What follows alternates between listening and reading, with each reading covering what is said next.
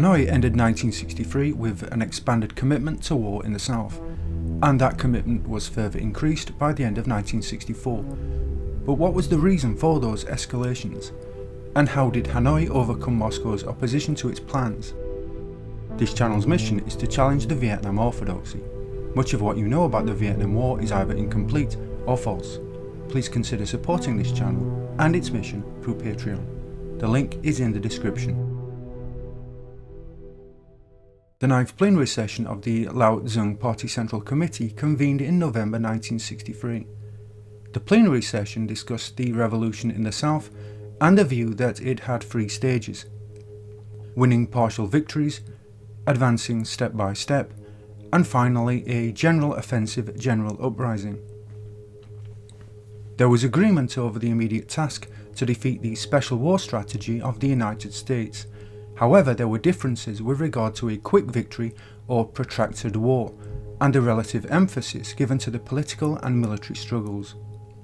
The differences were rooted in an ideological schism between the Soviet Union and China. While the Soviet leadership was pursuing a policy of peaceful coexistence with the West, contradicting the aspiration of Hanoi for national reunification, Beijing remained sympathetic towards national liberation struggles. Vo Nguyen Giap, the Minister of Defense, had been sidelined from 1962, accused of being pro-Soviet and unpatriotic, and policy on military and foreign affairs was decided by Lê Duan, Lê Duc Ta, Nguyen Chi Hang, Ta Hu, Chan Wook Wan, and Van Tien Zung. They insisted that party members must understand protracted conflict would take advantage of opportunities to win victory in a relatively short period of time, and that they must flexibly combine political struggle with armed struggle, but with military struggle playing the direct, decisive role. The plenary session confirmed that the struggle to liberate the South was a political and an armed struggle, and that it would be protracted, but when the expected victory came, it would be decisive and swift. The final resolution also stated that the North must support and aid the revolution in the South by expanding its military force. The assassination of President Diem in November 1963 had been viewed with alarm in Hanoi. In their view, it raised the likelihood of direct US intervention, and to achieve victory before the Americans could take over the war, Hanoi began sending combat troops south at the end of 1963. Following the close of the plenary session, preparations for war began, with 3 areas requiring immediate attention: protecting the North, intensifying the struggle in the South, and supporting the Laotian Revolution.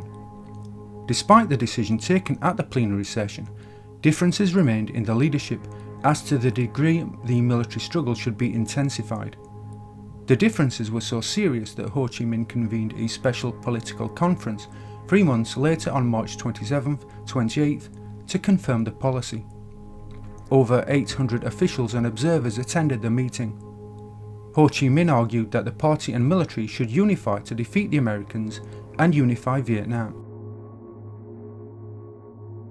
The second 5-year military plan, 1961-65, capped the regular army in peacetime at approximately 170,000 and 260,000 when the country was at war.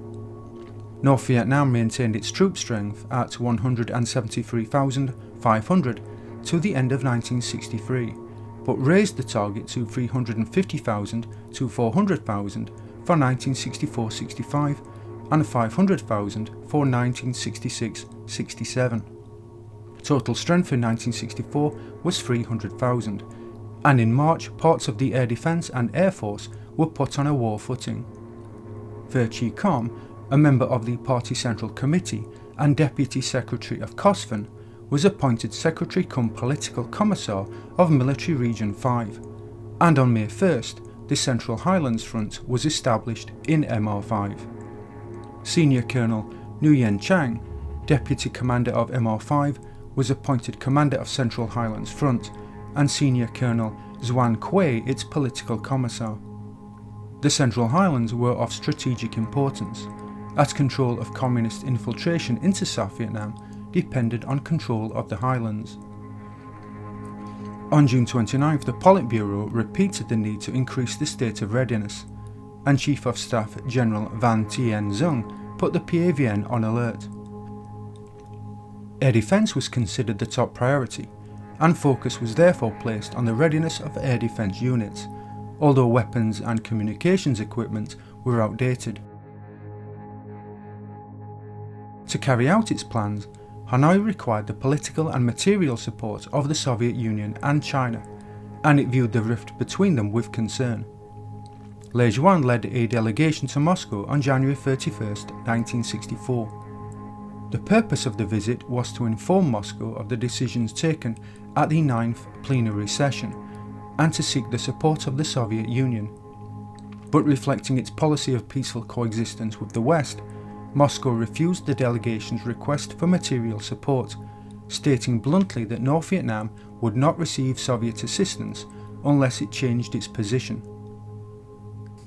The delegation returned to Hanoi after spending 10 days in Moscow, with a brief stopover in Beijing. The Chinese were sympathetic towards North Vietnam and had started supplying weapons to Hanoi for use in the south in the summer of 1962. The North Vietnamese leadership was careful not to take sides, but Hanoi found itself in agreement with China over a number of issues. Despite this, North Vietnam refused an offer of 1 billion yuan in return for the refusal of Soviet aid, and Hanoi was reluctant to denounce the Soviet Union for deviating from Marxism. The Tonkin Gulf incident was a turning point in Hanoi.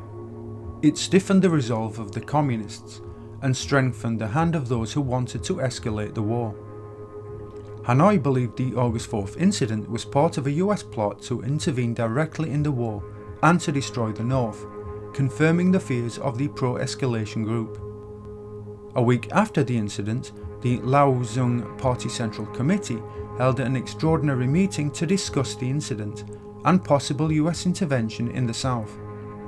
It was decided to dispatch combat troops from the north to South Vietnam. Le Juan visited Beijing after the meeting and met Mao Zedong on August 13th. The Tonkin Gulf incident had increased Chinese fear of the US threat and strengthened their support for Hanoi. Moscow had been strongly opposed to escalating the war, but after the Tonkin Gulf incident it reconsidered its position. The Kremlin recognized that it had to support Hanoi if it wanted to maintain its leadership position in the communist world and its prospects of increasing Soviet influence in Southeast Asia. The North Vietnamese Politburo met from September 25th to 26th.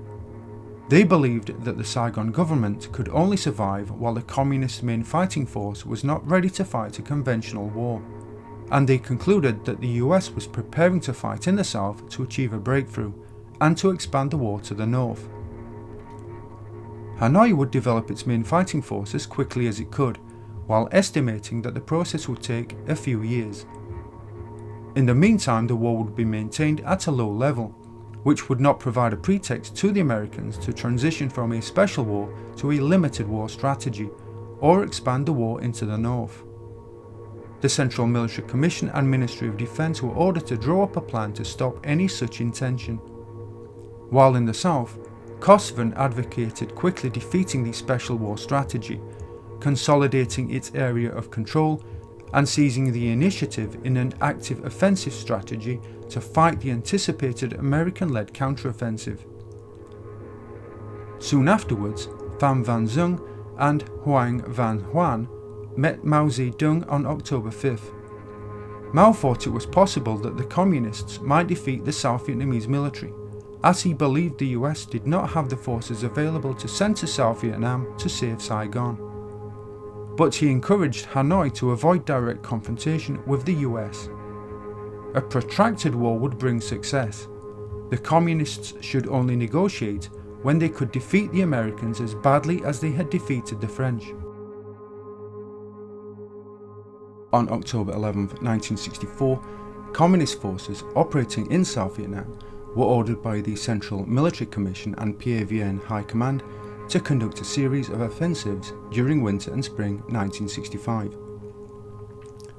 Senior General Nguyen Chi Hang a member of the Politburo of the Party Central Committee and Deputy Secretary of the Central Military Party Committee, was appointed Commander of Military Operations in the South, and a number of high-level cadre with experience in expanding main force units and leading massed combat operations were also sent south to supervise preparations, which began in November.